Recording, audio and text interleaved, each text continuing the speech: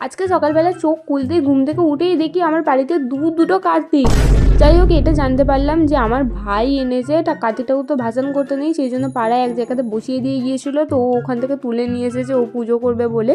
আর আজকে তো আমাদের বাড়িতে এত রোদ দিয়েছে যে আমরা সব জামা কাপড়ও শুকোতে দিয়েছি, তার সাথে শীতকাল পড়া মানেই তো বালিশ ফালিশ শুকোতে দেওয়া, তো বালিশ ফালিশও আমরা রোদে দিয়েছি। এরপর আমি ওয়াশিং মেশিনেও কিছু কাপড় জামা দিয়েছিলাম কাচার জন্য, তো সেগুলোও কাচা হয়ে গেছিলো, যেগুলো আমি ছাদেরও শুকোতে দিয়েছিলাম, কারণ নিচে তো আর জায়গাই ধরছিল না।